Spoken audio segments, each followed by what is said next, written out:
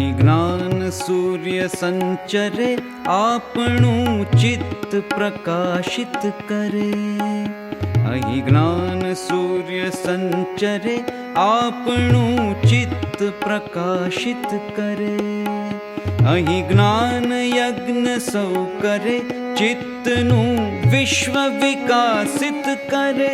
આપણું ચિત્ત પ્રકાશિત કરે, ચિત્તનું વિશ્વ વિકાસિત કરે.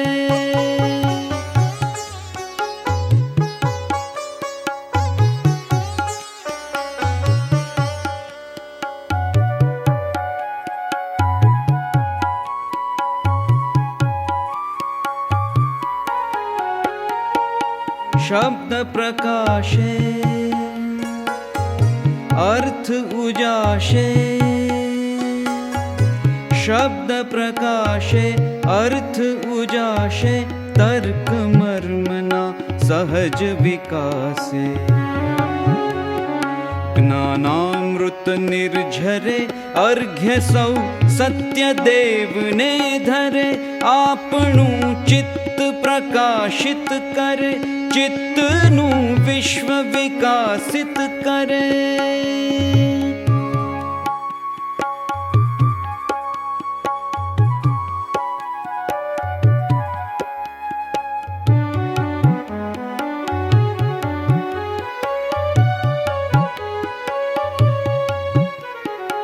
ધન્ય ગુર્જરીની શુભ દ્રષ્ટિ, વિશ્વકોશની એવી સૃષ્ટિ.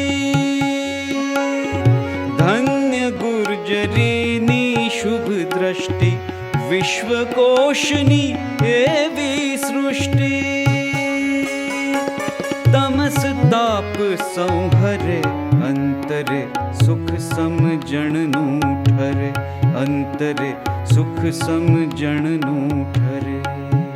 અહીં જ્ઞાન સૂર્ય સંચરે, અહીં જ્ઞાન યજ્ઞ સૌ કરે.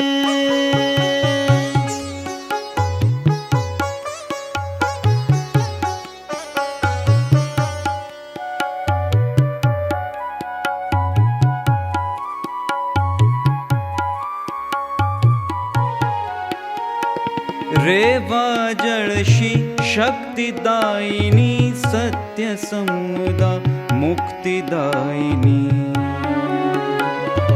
રેવા જળશી શક્તિદાયિની, સત્ય સમુદા મુક્તિદાયિની. વિશ્વ વિહારજ કરે, શીલ સત્વ સંભરે. ગુર્જરી વિશ્વરૂપને વરે, ગુર્જરી વિશ્વરૂપને વરે. ગુર્જરી વિશ્વરૂપને વરે.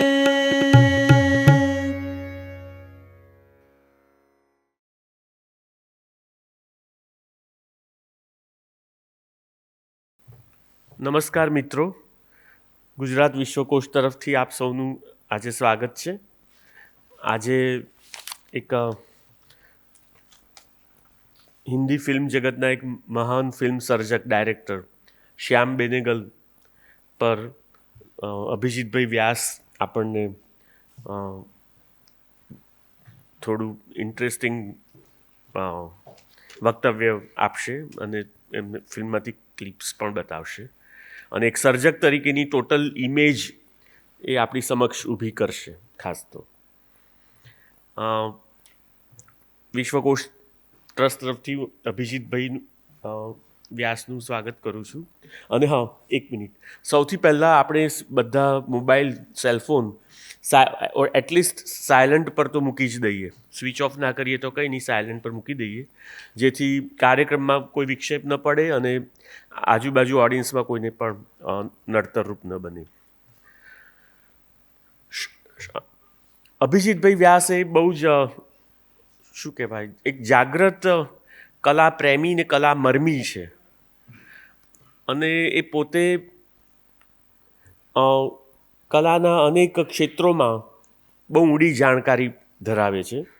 એક તો એમનું બેકગ્રાઉન્ડ છે જામનગરનું, ત્યાં જ એમનું બાળપણ ઉછેર વીત્યા. એમના પિતાશ્રી હતા શરદભાઈ વ્યાસ, એ આજથી 30-40 વર્ષ પહેલાં બહુ જ નામાંકન ફોટોગ્રાફર હતા. અને એ વખતે જેમાં ખાસ હ્યુમન એપ્રોચ સાથે ટેકનિક વાપરીને બ્લેક એન્ડ વ્હાઇટ ફોટોગ્રાફી કરવાની હતી, એમાં એ બહુ પ્રખર નિપુણ હતા. અને એમનો વારસો પણ એમને મળેલો છે. એટલે ફોટોગ્રાફીનું જ્ઞાન એમને એ રીતે ગળથુથીમાંથી મળેલું છે. અને શરદભાઈ વ્યાસને પણ ઘણી નામાંકિત વિભૂતિઓના સંપર્કમાં આવવાનું બનતું હતું ને, એ રીતે અભિજીતભાઈ પણ એ બધા એક્સપોઝરથી પલ્લવિત બન્યા. અભિજીતભાઈ ઇંગ્લિશ લિટરેચરમાં BA કરીને પછી એમનું ફિલ્ડ ફિલ્મ જગત અને એડવર્ટાઇઝિંગ જગતનું છે. અમદાવાદમાં પણ એમણે ઇન્ડિયન એક્સપ્રેસમાં કામ કર્યું, અમુક એડવર્ટાઇઝિંગ એજન્સીઓમાં કામ કર્યું. મુંબઈમાં અનેક ફિલ્મ સ્ટુડિયોમાં એ રચ્યા પચ્યા હતા અને ઘણા બધા ટોચના ફિલ્મ ડાયરેક્ટર્સ અને એક્ટર્સના સંપર્કમાં હતા અને એમની પાસેથી એમણે ઘણું જ્ઞાન મેળવ્યું. એ આધુનિક ચિત્રકલા અને શિલ્પકલામાં પણ બહુ ઊંડી રુચિ ધરાવે છે. અને ખાસ તો એક એમનું ફિલ્ડ એ છે છેલ્લા 30 વર્ષથી કે સાહિત્ય અને સાહિત્ય કૃતિઓ પરથી બનેલી ફિલ્મો, એના તુલનાત્મક અભ્યાસ એ એમનો એક ખાસ આગવો વિષય છે. અને ઘણી યુનિવર્સિટીઓમાં વિઝિટિંગ ફેકલ્ટી તરીકે ભણાવવા જાય છે. એક આ વિષય, ફોટોગ્રાફીનો વિષય, વિઝ્યુઅલ આર્ટનો વિષય, આ બધા વિષયો ભણાવે છે. બીજું એક એમનું પાસું છે ભારતીય શાસ્ત્રીય સંગીત. એમાં પણ એ ઊંડી માત્ર રુચિ તો ખરી જ, પરંતુ એ ઉપરાંત એની શાસ્ત્રીય ટેકનિકલ જાણકારી પણ ધરાવે છે. અને આ બધી જાણકારીઓના એમના અનેક પુસ્તકો થઈ ચૂક્યા છે પ્રગટ. અને ખાસ તો એ પોતે સર્જનાત્મક લેખક પણ છે, એ બહુ ઓછા લોકો જાણે છે. એમણે ટૂંકી વાર્તાઓ પણ લખી છે અને એનું તાજેતરમાં 2-3 વર્ષ પહેલાં એક સંગ્રહ બહાર આવ્યો, નિયતિ જેનું નામ છે, લજ્જા પ્રકાશને પ્રકાશિત કર્યો. અને એ પોતે એટલી બધી ફિલ્મની ટેકનિક અંગે પણ એટલી બધી ઊંડી જાણકારી ધરાવે છે. એના પર પણ એમણે એક પુસ્તક લખ્યું છે જે ટૂંક સમયમાં પ્રગટ થવાનું છે. અને મારી એક એમના માટે કોન્સ્ટન્ટ ફરિયાદ એ જ છે કે તમે એક તો સુંદર ફીચર ફિલ્મ પ્લીઝ બનાવો જ અમારા રસાસ્વાદ માટે. તો આ અભિજીતભાઈનું સ્વાગત છે. હું માનનીય શ્રી ગૌરવસિંહ શ્રેષ્ઠ સાહેબને વિનંતી કરું કે એમનું પુસ્તકથી સ્વાગત કરે.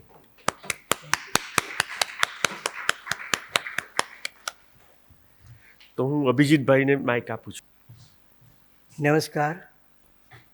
આજે અમદાવાદમાં ઘણા બધા કાર્યક્રમો છે અને તે છતાં આપણે અહીંયા થોડા ભાગ મિત્રો ભેગા થયા છીએ, એનો આનંદ છે. શ્યામ બેનેગલ વિશે વાત કરવાની છે મારે, અને મારા બહુ પ્રિય દિગ્દર્શક છે. આજે જગજીતસિંહની જન્મતિથિ છે, ગાયક, એને પણ મને યાદ કરવા ગમે. હમણાં થોડો વખત પહેલાં જ, લગભગ 3 મહિના પહેલાં અહીંથી મેં ગુરુદત્ત વિશે વાત કરેલી શતાબ્દી નિમિત્તે, ત્યારે પણ કેટલીક ફિલ્મોની ચર્ચા કરેલી. આ આખું વર્ષ આમ તો જોઈએ તો જુદા જુદા મહાનુભાવોનું શતાબ્દી વર્ષ છે. રાજ કપૂરનું પણ શતાબ્દી વર્ષ છે. એ નિમિત્તે રાજ કપૂરની ફિલ્મો પણ આખા દેશમાં બતાવી. શૈલેન્દ્રનું પણ શતાબ્દી વર્ષ છે, ગીતકાર, જેણે રાજ કપૂરની મોટાભાગની ફિલ્મોની ગીતો લખ્યા. પછી મૃણાલ સેનનું પણ આ શતાબ્દી વર્ષ છે. પણ દુઃખદ વાત એ છે કે મૃણાલ સેનનું શતાબ્દી વર્ષ ભારતમાં જ ઉજવાણું નથી, ભારત બહાર ખૂબ ઉજવાણું. અને ક્યારેક એવું થાય છે કે આપણે આપણા ઇતિહાસમાંથી કશું શીખતા જ નથી, બધું ચાલ્યું જાય છે અને આપણે ઘણું બધું ભૂલી જઈએ છીએ. પણ જે રીતે અમેરિકામાં અને યુરોપમાં, ખાસ તો ફ્રાન્સમાં,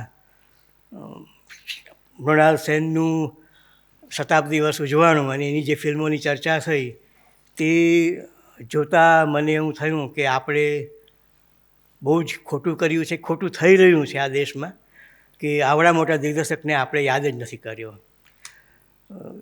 મૃણાલ સેનને યાદ કરવાના ઘણા કારણો એટલા માટે છે અત્યારે કે એણે જે એક પાયો નાખ્યો ભારતીય સિનેમાની અંદર, સમાંતર ફિલ્મનો, પેરેલલ સિનેમા જેને કહીએ છીએ, એ પેરેલલ સિનેમા ભુવન સ્વામથી શરૂ થયું હતું અને એ જ રસ્તા ઉપર શ્યામ બેનેગલે પોતાનું ચાલવું શરૂ કર્યું અને એમાં જ એ આગળ વધ્યા.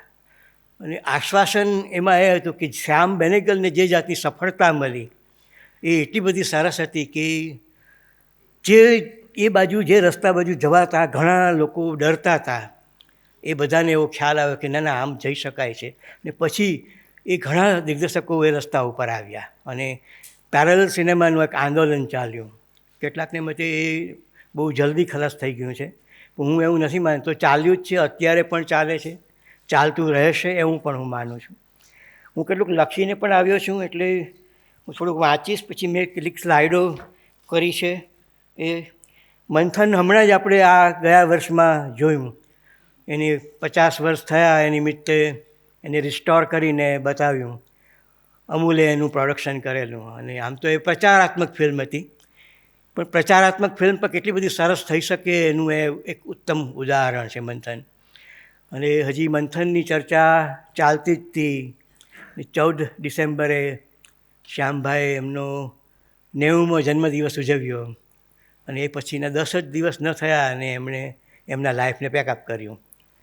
આ પેકઅપ સિનેમાનો શબ્દ છે એટલે પેકઅપ વાપરું છું, પણ એ પેકઅપ કર્યું. આમ એટલી ચર્ચામાં હતા અને જેને કહેવાય ને કે પીક ટાઈમમાં એણે વિદાય લીધી એવું બન્યું. ભલે ઉંમર પાકટ હતી તો પણ ચર્ચામાં એ હતા અને વિદાય લીધી.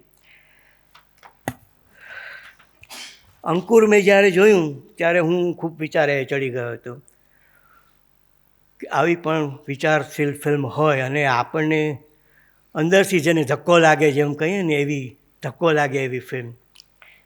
મને જ લાગ્યો તો એવું નહોતું, ઘણા બધાને લાગ્યો હતો. ઘણા દિગ્દર્શકો એવા હતા જે વિચાર કરતા થઈ ગયા હતા. એમાં સત્યજીત રાય પણ હતા, મૃણાલ સેન પણ હતા, એડોલ ગોપાલકૃષ્ણ પણ હતા, બીજા પણ કેટલાક લોકો હતા જેને એમ થયું કે આવી પણ ફિલ્મ બને ને માણસ આટલું બધું વિચારી શકે, આ ફિલ્મ વિશે ધક્કો લાગી શકે એવી એ મહત્ત્વની ફિલ્મ હતી. અને એટલા બધા લોકોએ એના વિશે લખ્યું, પહેલી જ ફિલ્મ, અને પહેલી જ ફિલ્મથી એ જે રીતે શાઇન આઉટ થયા એ બહુ મહત્ત્વનું હતું. 1974માં અંકુરની રજૂઆત થઈ. ત્યારથી એમની બધી ફિલ્મો જોવાનો મેં આગ્રહ રાખ્યો છે. એમની કેટલીક ફિલ્મો એકથી વધુ વાર જોવાનું બન્યું છે. શ્યામ બેનેગલને આ બધો સમય ક્યાંક ક્યાંક જોવાનું, સાંભળવાનું બનેલું, પણ મળવાનો અવસર મને છેક 1985માં મળ્યો, જ્યારે તેઓ અહીં અમદાવાદમાં નેશનલ ઇન્સ્ટિટ્યૂટ ઓફ ડિઝાઇનના દીક્ષાંત સમારોહમાં આવેલા. એમને મળીને એમની સાથે નિરાતે વાત કરવાની ઈચ્છા હતી. તે એમને સમય માગ્યો. બીજે દિવસે રવિવાર હતો, ત્યારે સવારના જ NIDના પરિસરમાં મળવાનો સમય આપ્યો અને અમે ઘણી વાતો કરી. એ દિવસે એમની સાથેની વાતચીત રેકોર્ડ પણ કરેલી. એ જ દિવસે એમની સાથે બેસીને એમણે સત્યજીત રાય પર સર્જેલી દસ્તાવેજી ફિલ્મ પણ જોવાનો અવસર મળ્યો. એક જેને કહેવાય ને કે ફ્રેન્ડશિપની પહેલી શરૂઆત મારી અહીં થઈ હતી, પણ પછી અલગ અલગ શહેરમાં જે લોકો રહેતા હોય એનું સાતત્ય ઘણીવાર નથી રહેતું મિત્રતાનું. પછી ખાસ તો 1.25 વર્ષ સુધી મળવાનું ન થયું કે એકાદ બે પત્રો સિવાય કંઈ કોમ્યુનિકેશન અમારે નહોતું. અને પછી અચાનક હું જ્યારે ફિલ્મ ઇન્સ્ટિટ્યૂટમાં મારો એપ્રિસિએશનનો કોર્સ કરતો હતો ત્યારે ત્યાં લેક્ચર્સ લેવા આવેલા અને પેલું ત્રિકાલ નામની એમની જે ફિલ્મ હતી એમનો ત્યાં શો કરેલો, ત્યારે મળ્યા. ને પછી અમારે એટલી બધી ગાઢ મિત્રતા થઈ કે ઘણા વર્ષો ચાલી. બેનેગલનો જન્મ 14 ડિસેમ્બર 1934ના રોજ થયેલો. એમના પિતા વ્યવસાયિક ફોટોગ્રાફર હતા. મારા પિતા પણ વ્યવસાયિક નહીં પણ ફોટોગ્રાફર. 10 સંતાનોમાંના એક શ્યામને ફોટોગ્રાફીનો શોખ વારસામાં મળેલો. શ્યામે પોતાની પહેલી ફીચર ફિલ્મ 12 વર્ષની ઉંમરે બનાવી હતી. શ્યામનો સાહિત્યનો શોખ હતો. ટૂંકી વાર્તા પણ લખતા, કવિતા પણ લખતા. કોલેજના દિવસોમાં રંગભૂમિ ઉપર પણ સક્રિય હતા. અર્થશાસ્ત્રના વિષય સાથે ગ્રેજ્યુએટ થયા બાદ ફિલ્મના માધ્યમમાં કામ કરવા મુંબઈ આવ્યા. ફિલ્મ નિર્દેશક ગુરુદત્ત એમના પિતરાઈ ભાઈ હતા, એટલે મુંબઈ આવ્યા ત્યારે એમને ત્યાં જ ઉતરતા. પ્રારંભમાં એડવર્ટાઇઝિંગ એજન્સીમાં કોપીરાઇટર તરીકે કાર્ય કર્યા બાદ જાહેરાતની ટૂંકી ફિલ્મો તથા દસ્તાવેજી ફિલ્મો બનાવવાનું શરૂ કરેલું. અંકુરનું સર્જન 1973માં કર્યું. એ પહેલાં એમણે લગભગ 250 જેટલી જાહેરાત માટેની અને 30 જેટલી દસ્તાવેજી ફિલ્મો સર્જન કરી ચૂક્યા હતા. એમની 2 દસ્તાવેજી ફિલ્મો ઉપર ભારત સરકારે પ્રતિબંધ પણ મૂક્યો છે. અત્યાર સુધીમાં એટલે પૂરી લાઈફમાં બધી શોર્ટ અને નાની મોટી ફીચર ગણીને લગભગ 900 જેટલી ફિલ્મો શ્યામ બેનેગલે બનાવી છે. અંકુર જ્યારે રજૂઆત થઈ ત્યારે આપણે ત્યાં નવ સિનેમાનો પ્રભાવ હતો અને એની શરૂઆતમાં જ ફિલ્મની સફળ રજૂઆત અનેક રીતે મહત્ત્વપૂર્ણ રહી.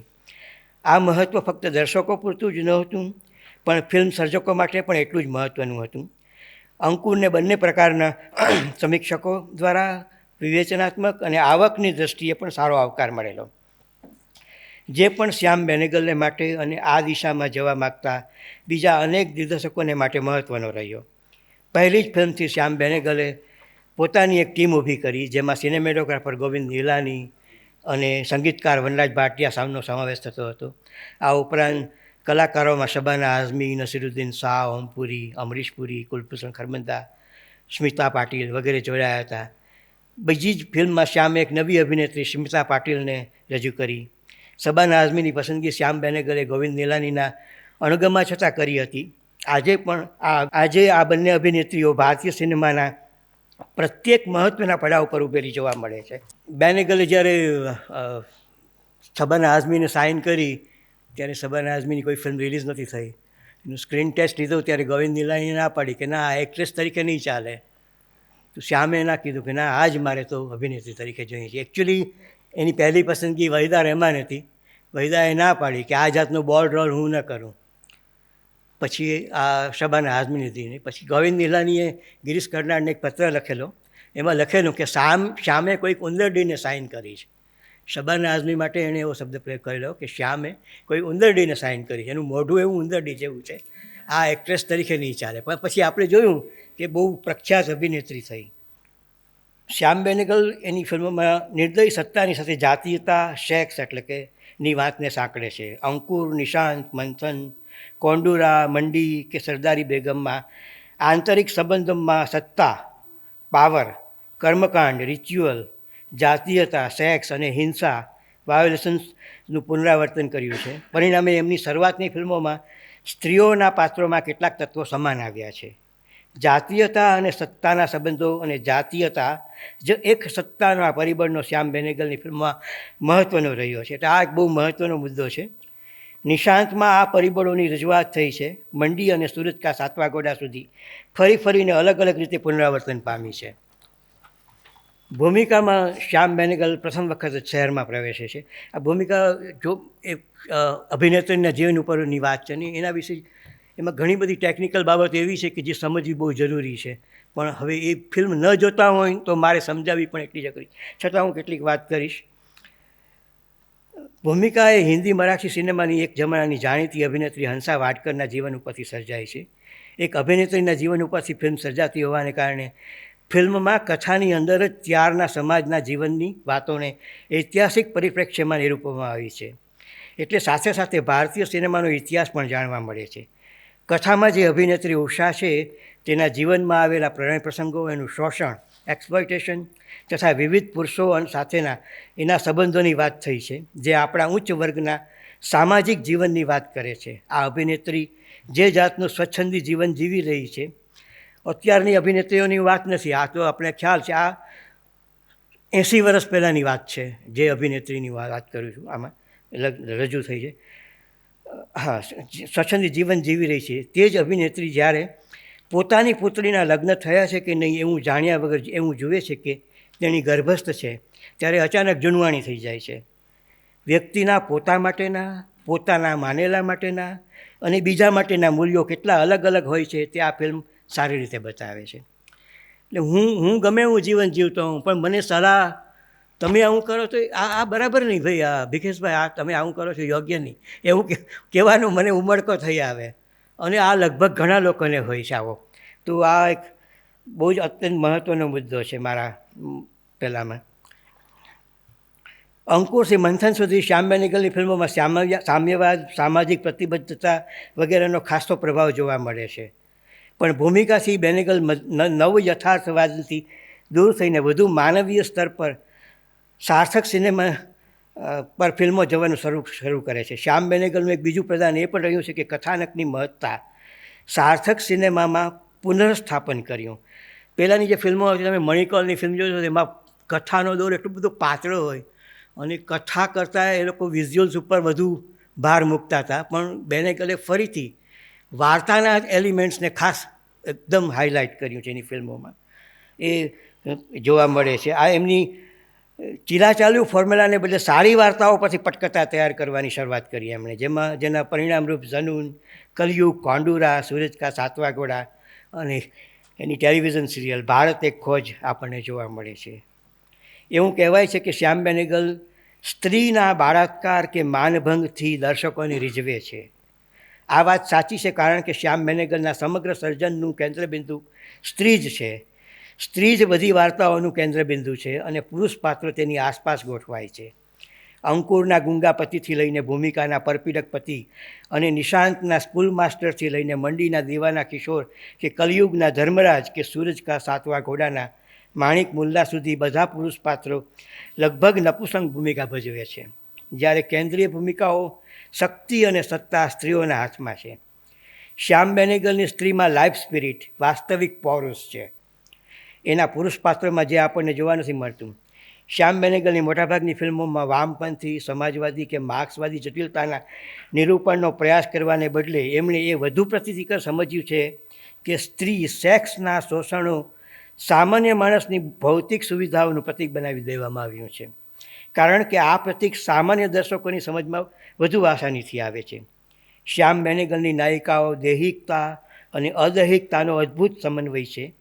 નૈતિકતા કે સામાજિક મર્યાદાને શ્યામ બેનેગલ કે એમની નાયિકાઓ મહત્ત્વ નથી આપતી. અંકુરમાં ગામમાં ભરી પંચાયતમાં એક સ્ત્રી એવું કહેવાનો સાહસ કરે છે કે આ બદન પણ ભગવાનનું બનાવેલું છે અને ભૂખ કંઈ પેટની જ નથી હોતી. પેલી પંચાયત ચાલે છે ગામડાની ને એમાં એક વ્યભિચારીણી સ્ત્રી જે પ્રેગ્નન્ટ છે, એટલે હું આ શબ્દ વાપરું છું, ફિલ્મમાં એને નથી વાપર્યું, પણ પૂછે છે કે આ બાળક કોનું છે.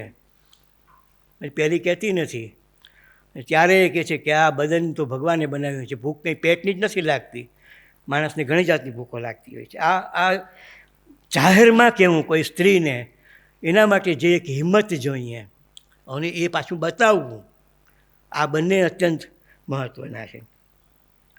જાતીયતાની આટલી વિગતે રજૂઆત કરતાં શ્યામ બેનેગલ પડદા ઉપર ગજબનો સંયમ પાડે છે.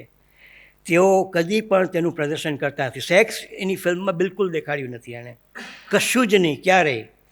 બળાત્કારનો ભોગ બનતી સ્ત્રી જોઈ શકાય છે, પણ બળાત્કાર કે શારીરિક સંબંધોની વાતને પ્રતિકાત્મક જ તેઓ દર્શાવે છે. આ પ્રકારનો સંયમ પાળવો એ ખરે જ કઠિન કાર્ય છે, પણ શ્યામ બેનેગલ તેમાં પૂર્ણ સફળ થયા છે.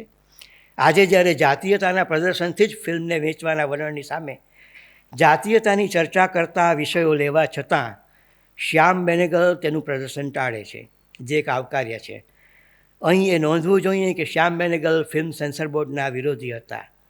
તેઓ કોઈ પણ પ્રકારની સેન્સરશિપ કલાના કોઈ માધ્યમમાં ન હોવી જોઈએ એવું માનતા હતા. એમણે તો જાહેરમાં ઘણા વક્તવ્યો આપ્યા છે સેન્સરશિપની વિરુદ્ધમાં, અને આ સરકારને એ બહુ અડખામણા હતા છેલ્લે અત્યારની સરકારને, અને એ તો કહેતા હતા કે આ સેન્સર બોર્ડને નાબૂદ કરી લ્યો, કોઈ જ જરૂર નથી, જેને જે જોવું હશે એ જ જોશે. માણસ એક જ એવું જીવ છે દુનિયામાં કે જેની પાસે વિવેક છે.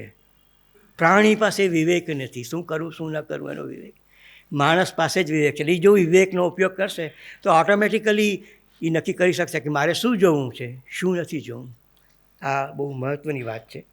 શિક્ષણ, કૃષિ એટલે કે ખેતી વિષયક, સિનેમા, કોઓપરેટિવ સોસાયટી એટલે સહકારી આંદોલન વગેરે વિષયો પર શ્યામ બેનેગલની પ્રતિબદ્ધતા સાથે ફિલ્મ સર્જન કરે છે, અને આ જ એમની અને ભારતીય સિનેમાની ઉપલબ્ધિ છે.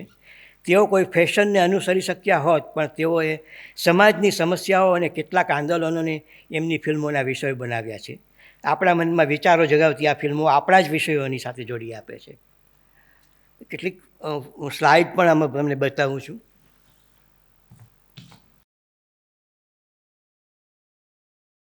આ પાર્થિવભાઈ શાહનો પાડેલો ફોટો છે. આપણે હકુ શાહ ચિત્રકાર હતા, એમના પુત્રનો. આ મારો પાડેલો છે, એમના ઘેરે હું ગયો હતો ત્યારે પાડેલો છે. આ પણ મારો પાડેલો છે. હા, બેનેગલ, સત્યજીત રાય અને મૃણાલ સેન.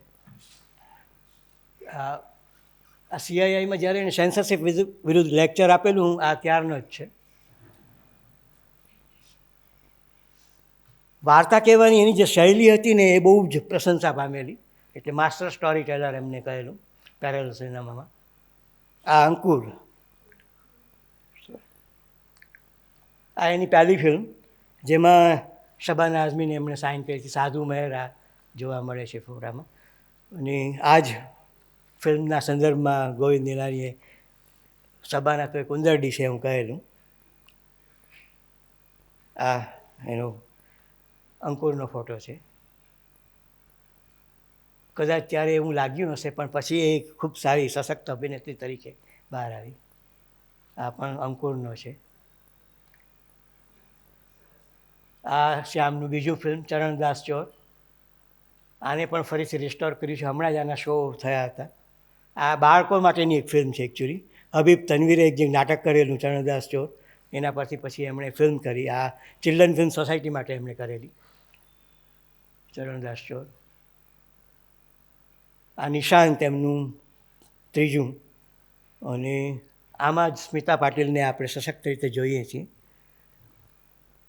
જે સ્ત્રી લાઈફ સ્પિરિટવાળી મેં જે વાત કરી તે આમાં ખાસ જોવા મળશે, કારણ કે જે શિક્ષકની પત્નીને જમીનદાર ઉપાડી જાય છે અને પછી એ શિક્ષક આખા ગામમાં એક મોટું આંદોલન ઊભું કરે છે એની પત્નીને બચાવવા, અને પહેલાં જમીનદારને મારી પણ નાખે છે, પણ એની પત્ની જમીનદારના પુત્ર સાથે ભાગી જાય છે.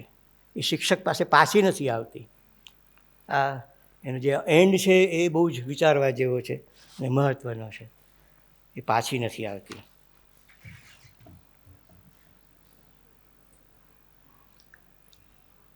નિશાંત, આ નિશાંતનું છે. આ નિશાંતની આખી ટીમ છે. મોહન અગાસે, શ્યામ બેનેગલ, અનંત નાગ, નસીરુદ્દીન, સ્મિતા પાટીલ અને શબાના આઝમી. આ મંથન, એ પછી મંથન આવ્યું. આ મંથનનું રિસ્ટોર કરેલું છે. જે આ બાજુની સાઈડ છે ને એ જૂની પ્રિન્ટ છે. આ બાજુની જે સાઈડ છે એ નવી રિસ્ટોર ડિજિટલ કરી એનો ફોટો છે. આ પણ મંથનનો છે. ધીસ ઇઝ મંથન. આ રિસ્ટોર બાય જે આખી વિગત છે એ છે. ભૂમિકા, જેમ હંસા વાડકર નામની એક અભિનેત્રી જૂની ફિલ્મોમાં થઈ ગઈ, મરાઠી હતી, એની હિન્દી ફિલ્મોમાં પણ કામ કરેલું. આ ભૂમિકા એના પરથી સર્જાયું છે. ભૂમિકામાં એને બહુ સરસ વાત ટેકનિક કરી છે કે ફિલ્મની અંદર જ ફિલ્મ જોવા મળે છે. આખો ઇતિહાસ ફિલ્મ શરૂ તો કલરમાં થાય છે, પણ પછી અચાનક એની જે પહેલી ફ્લેશબેક આવે છે એ બ્લેક એન્ડ વ્હાઇટમાં જોવા મળે છે. કારણ કે પહેલાં આપણે ફિલ્મ શરૂઆતથી બ્લેક એન્ડ વ્હાઇટ હતી, પછી શેપિયા અને બ્લુ ટોનમાં આવે છે, અને પછી કલર આવે છે. અને કલરમાં પણ એમણે 2 બ્રાન્ડનો ઉપયોગ કર્યો છે. સૌથી પહેલાં ભારતમાં કલર આવ્યું ત્યારે ઓરવો કલર વપરાતું હતું, અને એ પછી ઈસ્ટમેન કલર આવ્યું કોડાકનું. તો એ બંને અલગ અલગ બ્રાન્ડ ઉપર શૂટ કરીને એણે એના ટેક્સચર્સ બતાવ્યા છે. એટલે આખું જે ઇતિહાસ છે એ રીતે એણે રજૂ કર્યો છે. બહુ વિચારવા જેવું છે કે ત્યારે એણે આ આખો પ્લાન કરીને, જો તમે આ બધી બ્રાન્ડને ન સમજો, ખ્યાલ એના ટેક્સચરને જો ન ખ્યાલ હોય તો ઘણું બધું ન સમજાય એવું પણ બને. આ પણ ભૂમિકા મને બહુ ગમે છે. ખાસ તો સ્મિતા પાટીલનો અદ્ભુત અનુભવ અભિનય હતો અને એને નેશનલ એવોર્ડ મળેલો. આ ભૂમિકા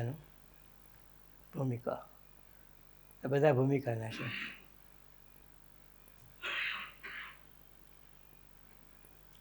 ઝનૂન, એ રસ્કિન બોન્ડની વાર્તા ફ્લાઇટ્સ ઓફ પિજન્સ એના ઉપરથી સર્જાયેલું.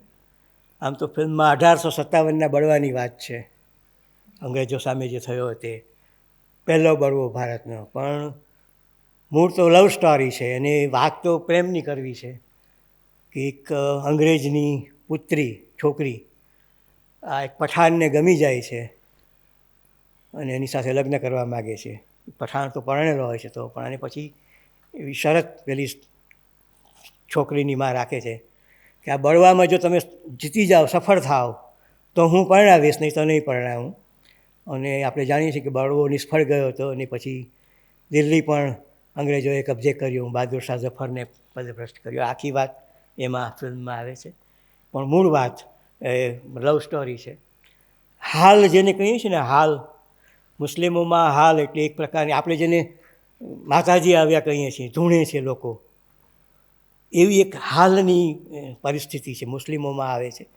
અને ફકીરો જેવું કરતા હોય છે નાચતા નાચતા, અને એમાં એ લોકો આગાહી કરતા હોય છે ભવિષ્યની વાત. જેમ આપણે ધૂણીને કહેતા હોય છે, કાંઈક પૂછે ને જવાબ આપે, એવી જ રીતે હાલમાં ફકીરો ભવિષ્યવાણી કરતા હોય છે કે હવે આમ થશે. એ હાલ આખી વાત આ ફિલ્મમાં એમણે બહુ સરસ રીતે બતાવી છે ફકીર મારફત, કે કેવી રીતે આખો આ બળવો થશે એની. આ પેલી નાફિઝા અલી ગુજરી ગઈ હવે તો, એક્ટ્રેસ, જેણે પેલી એંગ્લો ઇન્ડિયન ગર્લનો એક કેરેક્ટર કર્યું છે. આ દીપ્તિ નવલ, એ દીપ્તિ નવલની ફર્સ્ટ ફિલ્મ આ ઝુનૂન તે શ્યામ બેનેગલ.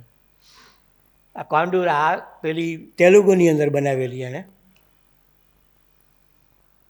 2-3 ફિલ્મો બીજી ભાષામાં બનાવેલી. તે આ ખાનોલકરની જે નવલકથા હતી તેના ઉપરથી બનાવી હતી. આ ફિલ્મમાં એણે સંગીતનો ઉપયોગ જ નહોતો કર્યો.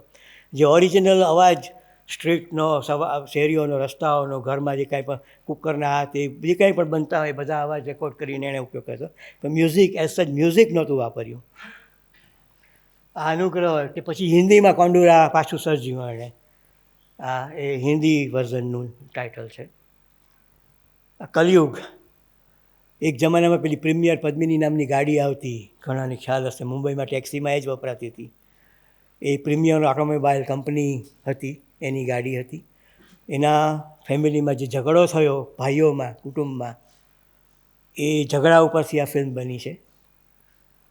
પણ એને મહાભારત સાથે જોડી છે. મહાભારતમાં જે બધા બનાવો બને છે, જે રીતે કૌરવ પાંડવો વચ્ચે લડાઈ થાય છે, એવી જ રીતે આ બે કુટુંબ, બે ભાઈઓ વચ્ચેની લડાઈને એણે કલયુગમાં જોડી છે. બહુ અદ્ભુત રીતે એણે આમાં સ્ત્રી શક્તિ અને સત્તા, મહાભારતમાં દ્રૌપદીની જે શક્તિ છે એ એવી જ રીતે આમાં એ જે પાત્ર ભજવે છે સુપ્રિયાનું, રેખા, એને શક્તિશાળી બતાવી છે. એની બહુ નાનું એક દ્રશ્ય છે એમાં કે એનું દેર છે, અનંત નાગે જે કેરેક્ટર કર્યું છે ભરતનું, એ મૂછો રાખે છે અને અવારનવાર પેલી એની કહે છે ભાભી કે ભરત તું મૂછો કાઢી નાખ, ભરત તું મૂછો કાઢી નાખ. પેલો કાઢતો નથી.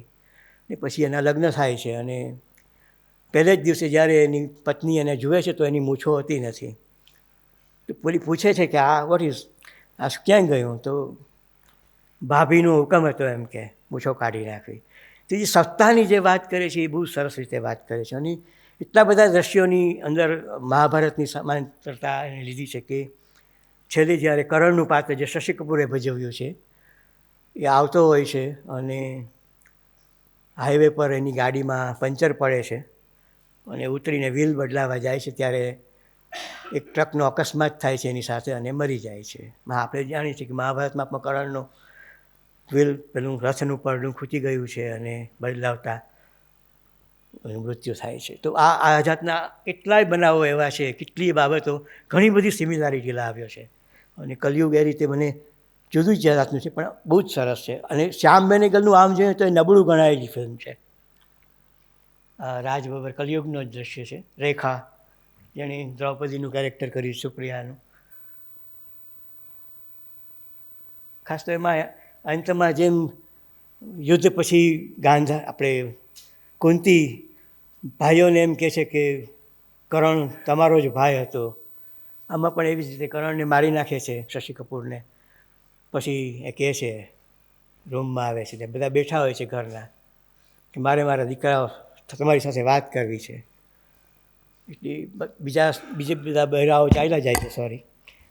પેલી સુપ્રિયા, રેખા જે છે એ બેઠી છે, એટલે કે મારે મારા દીકરાઓ સાથે વાત કરવી છે. પછી એ જાય છે. ત્યારે એ કહે છે કે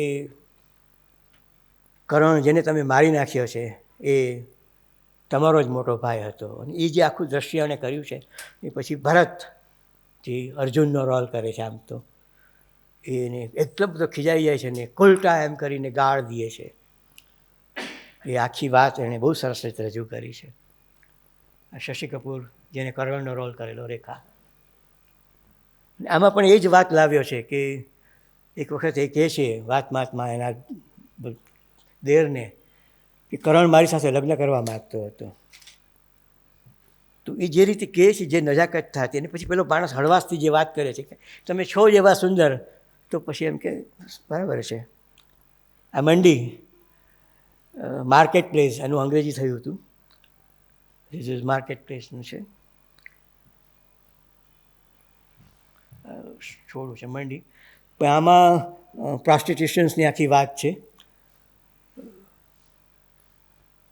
એટલી બધી સંયમથી એણે આ આખી વાત રજૂ કરી છે કે આપણે એમ થાય કે આ કેવી રીતે. અને એક જૂની વાર્તા હશે, તમને કદાચ ખ્યાલ હશે કે એક ગામમાં બધા ભેગા મળે છે કે આ ગામની અંદર જે આમ કે આ એક બદનામ બસ્તી છે જે થોડુંક છે, એને આપણે ગામની બહાર કાઢી નાખવી જોઈએ.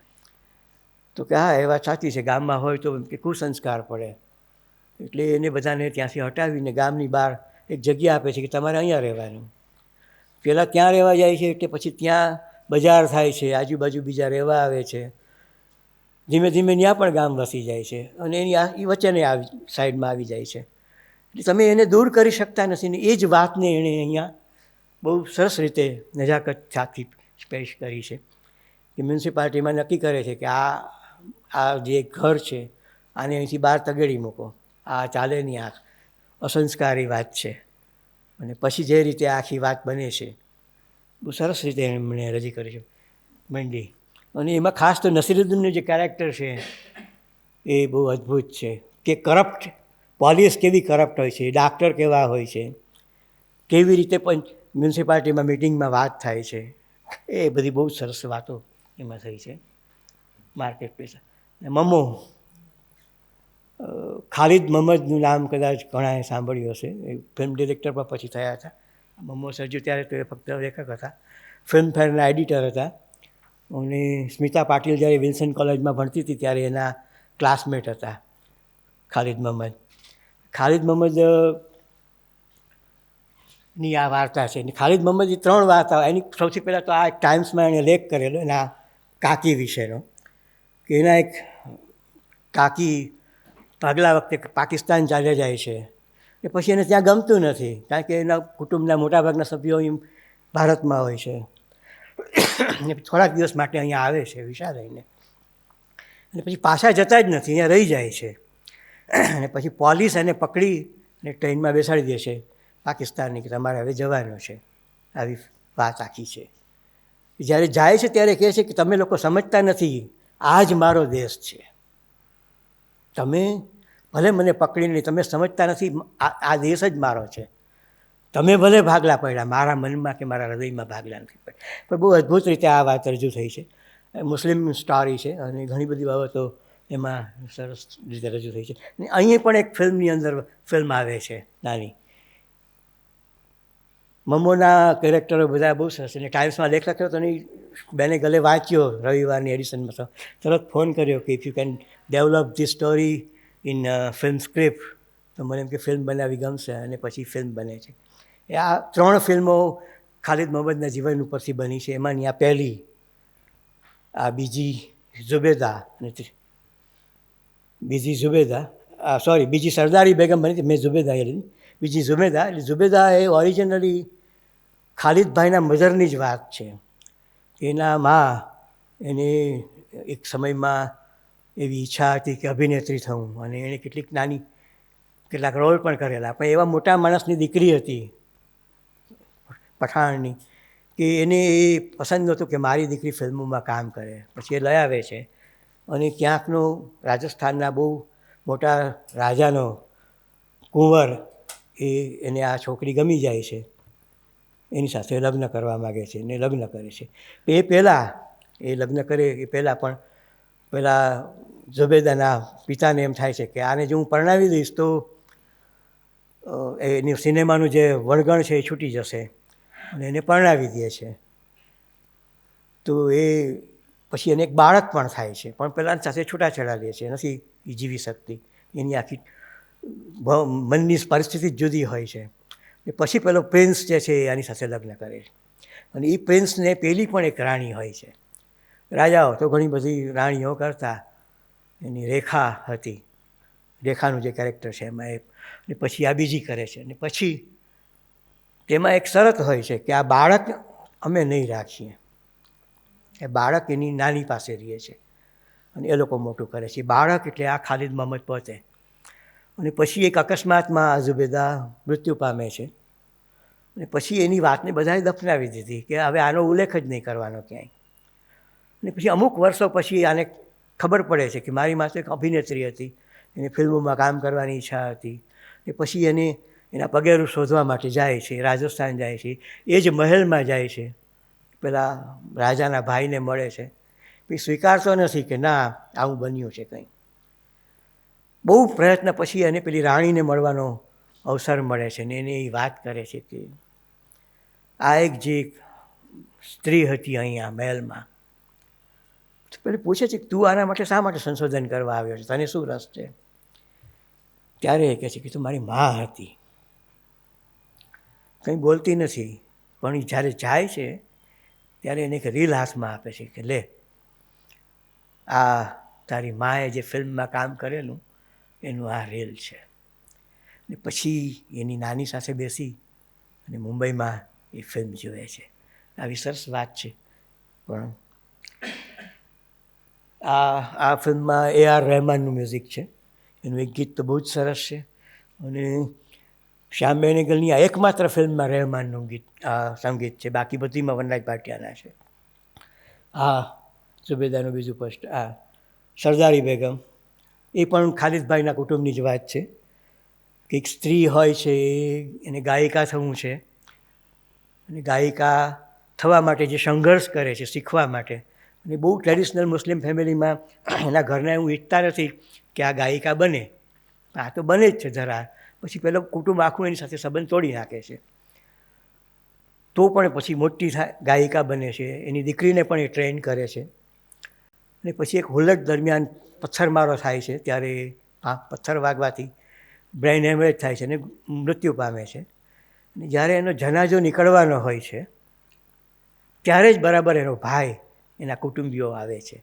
ત્યારે જ ખબર પડે છે કે ઓહો આ તો આપણા એક પત્રકાર છે જે આ પેલી ગાયિકા ઉપર સંશોધન કરે છે કે આની જે આર્ટિસ્ટિક કેરિયર છે તે છે ગાયિકા તરીકેની, એના વિશેની એને લેખ કરવો હતો. અને ત્યારે એને ખબર પડે છે કે ઓહ આ તો મારી ફઈ છે, આ બીજું કોઈ નથી પણ આ તો મારા સગી ફઈ છે. એ એના પિતાને જુએ છે કે આ તો એ આખી વાત જે છે. ને પછી છેલ્લે એની દીકરી ગાવાવાળી બને છે. અને એની દીકરીની પણ ઈચ્છા નહોતી કે હું ગાવાવાળી બનું. જે રીતે એને ટ્રેન કરે છે અને એ બે વચ્ચેનો જે સંવાદ છે એ બહુ અદ્ભુત છે. કેવી રીતે એ સ્વીકારી લે છે એ છેલ્લે. આ સરદારી બેગમનું જ છે, આ પણ સરદારી બેગમનું જ છે. સૂરજ કા સાતવા ઘોડા એ ધર્મવીર ભારતીની નવલકથા છે, બહુ અદ્ભુત નવલકથા છે હિન્દીની. ઘણી બધી યુનિવર્સિટીમાં એ ભણવામાં પણ MAમાં ચાલતી હતી. એમાં આમ તો ઘણા વર્ષ પહેલાં લખાયેલી છે, બેનેગલે ઘણા વર્ષ બાદ ફિલ્મ બનાવી. અને ભારતીય સિનેમામાં એમ કહેવાય છે કે સાહિત્ય કૃતિ ઉપરથી જો કોઈ શ્રેષ્ઠ ફિલ્મ બની હોય તો એ સૂરજ કા સાતવા ઘોડા છે. કારણ કે મોટાભાગના લેખકોએ તથા વાચકોએ કૃતિનું નિકંદન ફિલ્મમાં નીકળી જાય છે એવી ફરિયાદો કરી છે. હું આ બધી ફરિયાદો સાથે સહમત નથી, કારણ કે આ બંને મીડિયમ અલગ અલગ છે. પણ આપણે જ્યારે જે વાંચ્યું છે એ જ શોધીએ છીએ ત્યારે હું આ પ્રશ્નો ઊભા થાય છે કે આમાં મૂળ વસ્તુ જોવા નથી મળતી. સૂરજ કા સાતવા ઘોડાનું, સૂરજ કા સાતવા ઘોડાની અંદર જે એક ફોર્મેટ એને કર્યું છે ને, એ ઓર્ઝન વેલ્સે સિટીઝન કેન નામની એક ફિલ્મ બનાવેલી જે ઓલ ટાઈમ બેસ્ટ કહેવાય છે. આજે પણ, તે દિવસે બની હતી તે દિવસે પણ, અને આજે પણ આથી સારી કોઈ ફિલ્મ બની જ નથી એમ માનવામાં આવે છે સિટીઝન કેન. અને સિટીઝન કેનમાં જે જાતનું સ્ટ્રક્ચર છે વાત કરવાનું રજૂ, એ જ સ્ટ્રક્ચર એણે આ સૂરજ કા સાતવા ઘોડામાં એણે લીધું છે. આ આરોહણ, આમાં પણ કોઓપરેટિવ મુવમેન્ટ્સની જ વાત છે. ત્રિકાલ, પાસ્ટ, પ્રેઝન્ટ, ફ્યુચર, આપણે જેને ભૂત, ભવિષ્ય, ભૂત, વર્તમાન, ભવિષ્ય કહીએ છીએ એ જ. ત્રિકાલમાં એણે 3 વાત કરી છે જુદી જુદી રીતે. એમાં પણ ટેકનિક બહુ મહત્ત્વની છે. આ ફોટો મેં શું કામ પસંદ કર્યો છે હું વાત કરું કે ત્રિકાલમાં એણે એક જ ફેમિલીની વાત કરી છે ને એક માણસ વર્ષો પછી ગોવા જાય છે, મુંબઈ આવીને સેટ થઈ ગયો છે લગભગ 30, 35, 40 વર્ષ પછી, અને એ જે ઘરમાં જન્મ્યો હતો, રહેતો હતો, એ ઘર જોવા જાય છે. હવે તો ભંગાર પડ્યું છે એ ઘર, જે ઘરમાં શૂટિંગ થયું છે એમાં પેલો કેરિકેચર આર્ટિસ્ટ છે, નામ ભૂલી ગયો, એનું છે, એમાં શૂટિંગ થયું છે. મારિયો મિરાન્ડોના ઘરમાં એ શૂટિંગ થયું છે. અને એ જુએ છે, પછી એને યાદ આવે છે કે આ ગોવા તો જ્યારે ગોવામાં એ આવે જ છે એરપોર્ટથી ઘરે જતો હોય છે ત્યારે ટેક્સીમાંથી જુએ છે કે આ ગોવા છે, એમ કે આ જે ગોવામાં એ હતો, રહેતો હતો, એ ગોવા તો એમ કે પોર્ટુગીઝ હતું અને હવે તો આ ભારતીય થઈ ગયું છે. તો આ ગોવા છે એને આખું જે બદલાવ જે બતાવ્યો છે બહુ સરસ બતાવે. પછી ઘરે પહોંચે છે તો જુએ છે કે પાછળ એક માણસ કોફિન લઈને આવે છે. ત્યાંથી પછી ફ્લેશબેક શરૂ થાય છે. ફ્લેશબેકમાં પણ એક ફ્લેશબેક છે. હવે ફ્લેશબેક કેવી રીતે બતાવી, એટલે પેલું પ્લેન ચેટ કરે છે ને, ઘોસ્ટ બોલાવે છે, એમાં એક પાત્ર છે અને એ એના વડવાને બોલાવે છે અને એ આખો ઇતિહાસ કહે છે ગોવાના સંગ્રામનો. તો આ ત્રિકાળનો પહેલો કાળ, ભૂતકાળ, વર્તમાનમાં એ જીવે છે અને ભવિષ્ય શું છે તો જે બાળકોને બતાવ્યા છે એની વાત આખી આવે છે. પણ એમાં એક બહુ સરસ દ્રશ્ય છે કે રાત્રે પાર્ટી ચાલે છે, બધા ડ્રિંક્સ કરે છે, બેઠા છે, ચર્ચા કરે છે. એ જ દ્રશ્ય છે કે ગોવામાં જ્યારે આ આઝાદી પહેલાંનો કાળ જ્યારે હતો એને લાઇટ નહોતી, પોર્ટુગીઝ શાસન હતું પણ ત્યાં લાઇટ નહોતી, બધા મીણબત્તીઓ સળગાવતા હતા. અને બેનેગલને જ્યારે એમ ખબર પડી કે આ તો ત્યારે લાઇટ નહોતી તો એણે એનો ત્યારે ફોટોગ્રાફર હતો અશોક મહેતા, એને કહ્યું કે આપણે મીણબત્તીમાં શૂટિંગ કરી શકીએ, તો કે આ ચોક્કસ. અને પછી નાઇટ સિક્વન્સ જેટલી છે એટલી બધી જ મીણબત્તીઓ સળગાવીને શૂટિંગ કર્યું. સામે તો મોટી મોટી આર્ક લાઇટ્સ ને બધું જે વાપરવામાં આવે છે એક પણ ન વાપરી, એણે બધી જ મીણબત્તીઓ સળગાવી અને શૂટિંગ કર્યું અને બહુ અદ્ભુત રિઝલ્ટ આવ્યું. અને એ જે પાર્ટી, આ એ જ દ્રશ્ય છે મીણબત્તીવાળું. અને એ જે પાર્ટી ચાલે છે એ પાર્ટીમાં એ લોકો ચર્ચા કરે છે કે ઇન્ડિયન આર્મીએ ગોવાને ઘેરો ઘાલ્યો છે અને ગમે તે ક્ષણે એ એટેક કરશે અને ગોવા ઇન્ડિયન કોન્ટિનેન્ટની અંદર ભરી જશે. અને પછી એ પાર્ટી પૂરી થાય છે અને સવારના પહેલો માણસ જ્યારે ગોવા છોડીને જતો હોય છે ત્યારે જે બસ આવે છે એને લેવા માટે, એ જ પાર્ટીની સવારે એ બસના બોનેટ ઉપર ટ્રાય કલરનો ફ્લેગ ફરતો હોય છે. એટલામાં જ એણે કહી દીધું છે કે ગોવા સ્વતંત્ર થઈ ગયું છે. એ બહુ સરસ રીતે આખી વાત રજૂ કરી છે. આ પણ ત્રિકાલનું છે. ત્રિકાલ, આ સુસ્મન, આ વણકરોની જે કોઓપરેટિવ સોસાયટી હતી હૈદરાબાદમાં, એની આખી વાત છે. બહુ અદ્ભુત ફિલ્મ છે. આમાં પણ બહુ કમિટેડ વાત એણે રજૂ કરી છે, પણ ખૂબ સરસ રીતે રજૂ થઈ છે. ઓમપુરી આ ફિલ્મમાં એક્ટિંગ કરે છે ત્યારે હાથશાળ કેમ ચલાવવી એ ખાસ શીખેલો.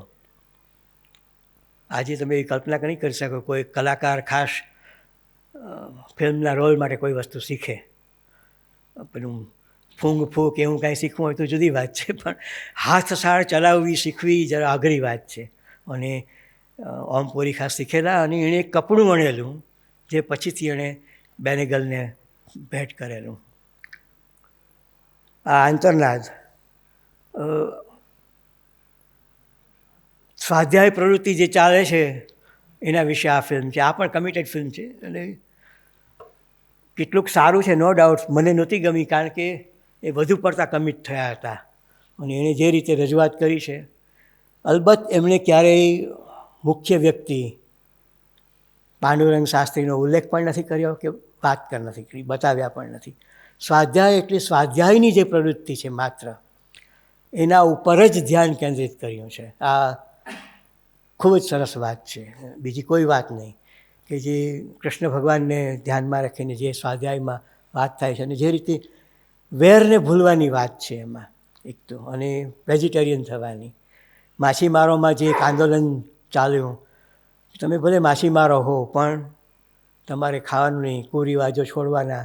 એ લોકોમાં તો પેલું વધ કરવો, કુકડી ચડાવવી, પાડો મારવો એવું બધું હતું. આ બધામાંથી મુક્ત કરે છે સ્વાધ્યાય પ્રવૃત્તિવાળા. એની આખી વાત, ચોરી છોડાવવી, અમુક કોમોમાં ચોરીઓ કરતા હોય છે, કેવું કરતા હોય, આ બધી નાની નાની વાતો એણે આમાં લીધી છે. અને એમાંથી કેવી રીતે એ આ સાચા માર્ગે લોકો વળે છે એની વાત કરી છે આંતરનાદમાં.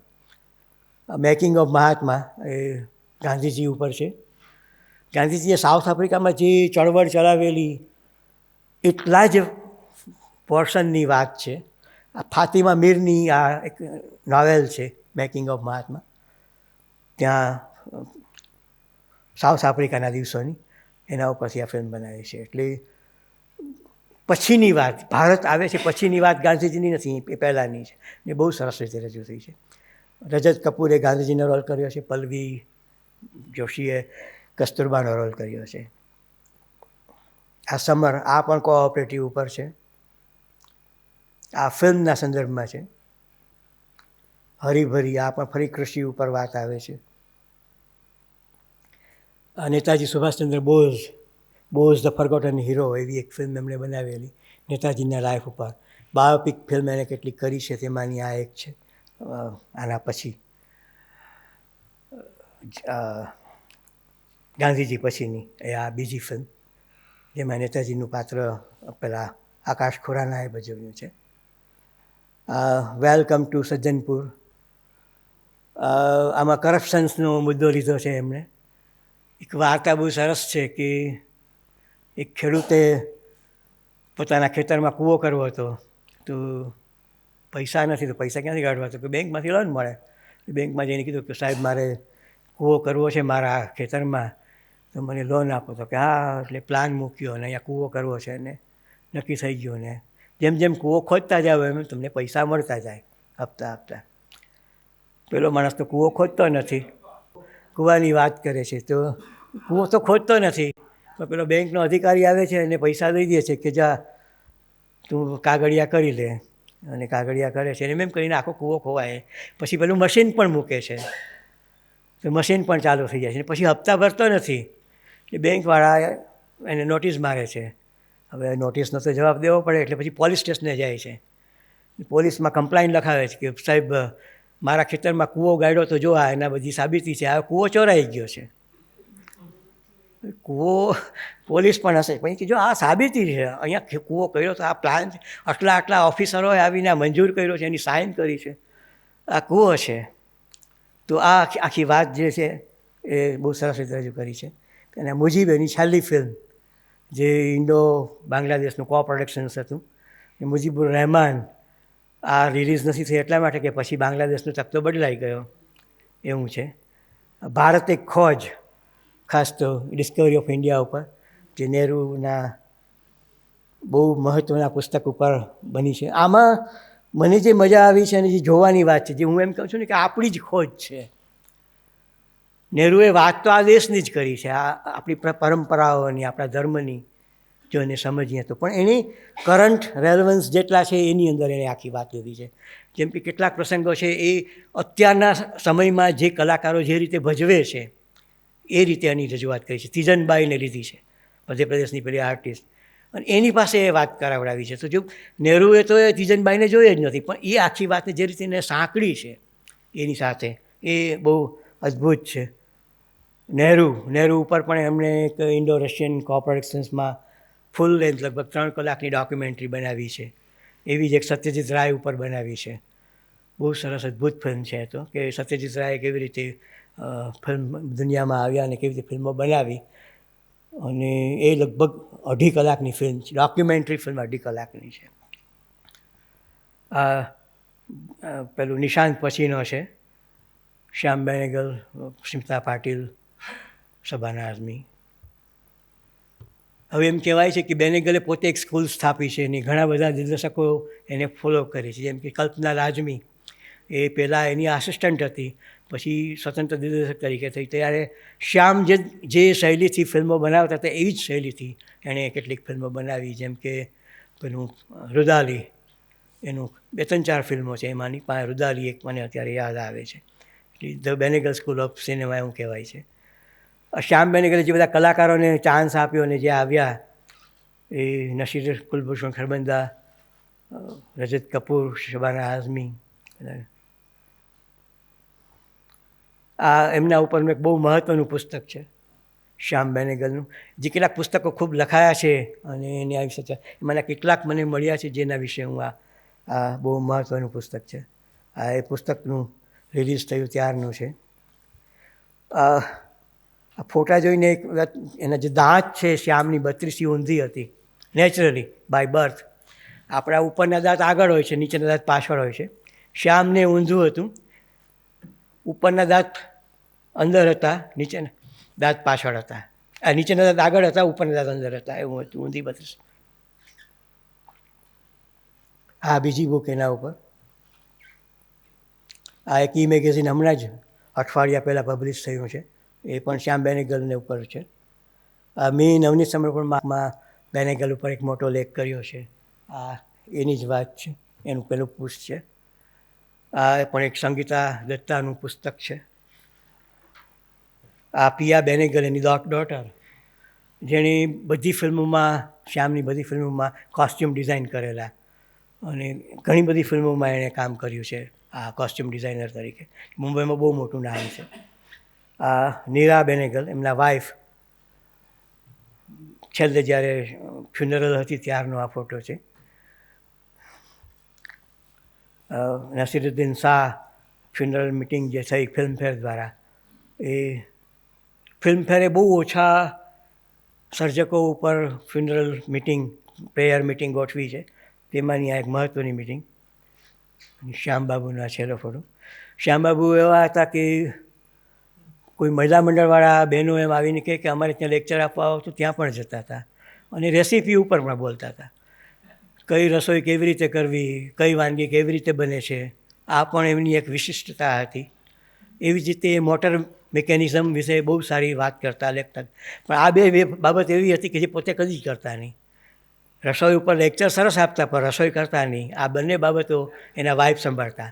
પોતે કોઈ દિવસ ગાડી ચલાવતા નહીં. ક્યાંય પણ જવું હોય તો નિરાને કે ચલ, પેલી ગાડી ચલાવતી હોય, શ્યામબાબુ બાજુમાં બેઠા હોય. એટલે આવી વિવિધ વ્યક્તિ હતા અને જમવાનો બહુ શોખ હતો. બહુ પ્રેમથી જમાડતા, ભાવથી. એમ કહેવાય છે કે શ્યામ બેનેગલનું શૂટિંગ ચાલતું હોય તો સ્ટાફ, જે ક્રૂ મેમ્બર હોય, બધાને એમ થાય કે સારી પિકનિક ચાલે છે. રોજ બધાએ સાથે જ જમવાનું. તમે બોલિવૂડમાં જશો ને સ્ટુડિયોમાં બધાને જમતા જોશો તો સ્પોટ બોય જુદા જમતા હોય, ટેકનિશિયન બધા જુદા જમતા હોય, કલાકારો એના માટે જુદું જમવાનું હોય. બેનેગલનું નહીં, બધાએ સાથે બેસીને જમવાનું, બધા એક જ ટેબલ ઉપર જમવાનું, વાતો કરવાની અને એક જ ડીશ, અલગ અલગ ડીશ નહીં. સ્પોટ બોયનું જુદું ને આનું જુદું એવું નહીં. બધાએ સાથે. અને એ પોતે ધ્યાન રાખતા કે આજે શું જમ્યા છે, કાલે શું જમશું, પરમદી શું જમશું. આવી રીતે એનો ખ્યાલ રહેતો હતો. પણ શ્યામ બેનેગલ વિશે બીજી ઘણી બધી વાતો થઈ શકે એમ છે ને આ 1.5-2 કલાકની અંદર બધું પૂરું કરવું એ શક્ય નથી. કારણ કે એટલી બધી વાતો છે કે જેને કહીએ. એનો મ્યુઝિકનો શોખ એમનો જે હતો એટલો બધો હતો કે ક્યારેય પણ એને ઘેરે જઈએ તો કંઈક સાંભળતા સિમ્ફની ખાસ તો જોવા મળે. અને બહુ અદ્ભુત વ્યક્તિ હતા. એની ફિલ્મો જોવી, એક ફિલ્મો વિશે એક દિવસ વાત થઈ શકે એટલી ફિલ્મો છે એની, અને સરસ રીતે ચર્ચા પણ કરી શકાય એવી છે. તો આપ સૌ મળ્યા, અહીંયા સાંભળ્યો મને. બેનેગલની ફિલ્મ હવે જ્યારે જુઓ ત્યારે કેટલીક બાબતો યાદ રાખજો કે પ્રત્યેક સંવાદ, એની પ્રત્યેક દ્રશ્ય, જેમ કે આ સુરજ કા સાતવા ઘોડામાં જે કેરેક્ટર્સ એણે લીધા છે, નામ લીધા છે, એમાં બધામાં એણે આગળ પાછળના સંદર્ભો લીધા છે. એક કેરેક્ટરનું નામ જમુના છે. તો દેવદાસ જૂનું જે ઉતર્યું હતું સાયકલવાળું, એની જે એક્ટ્રેસ હતી એનું નામ જમુના હતું. અને એ દેવદાસની જ વાત આવે છે ફિલ્મમાં. અને ત્યારે એ જૂના દેવદાસનું ગીત એણે વગાડ્યું છે. તો આ જે રેફરન્સ બે અલગ અલગ છે એની સાંકળવા અને પછી એમાંથી એક અર્થ બનાવવો, આ અત્યંત મહત્ત્વનું છે. ઘણાને નથી સમજાતું. ઘણાએ એવી ફરિયાદ કરી છે કે અમિતાભભાઈએ પણ નથી અત્યારે પણ એમ કહ્યું કે સુરજ કા સાતવા ઘોડામાં ઘણું બધું નથી સમજાતું. બને શક્ય છે, પણ આવા રેફરન્સીસ એણે ઘણા લીધા છે કે જે બે વસ્તુને જોડી આપે છે. જેમ કલયુગની મેં વાત કરી કે જે બે વસ્તુને જોડી આપે છે. મેં મહાભારતના પ્રસંગો યાદ હોય તો તરત એમ થાય કે આ પ્રસંગ તો કે આની સાથે જોઈન્ટ થાય છે, આ તો કે આની સાથે જોઈન્ટ થાય, આ તો કે આની સાથે જોઈન્ટ થાય. એ રેફરન્સ તમારા મનમાં ક્લિયર થાય તો જ કેટલાક અર્થઘટનો મનમાં સ્પષ્ટ થતા હોય છે. આ બેનેગલની એક સ્ટાઇલ છે, એક રીત છે, રજૂઆતની એક શૈલી છે, બહુ ગહન શૈલી છે. જો થોડું વિચારીએ તો મજા પડે એવું છે અને મને તો બહુ ગમે છે. અને એકાદ બાદ કરતાં મેં લગભગ બધી ફિલ્મો જોઈ છે, એકાદ બે બાદ કરતાં. એક હરીભરી મેં નથી જોઈ. તો આ બેનેગલ વિશે આજે આપણે વાતો કરી. થેન્ક યુ આપ સૌએ મને સાંભળ્યું એ બદલ ખૂબ ખૂબ આભાર.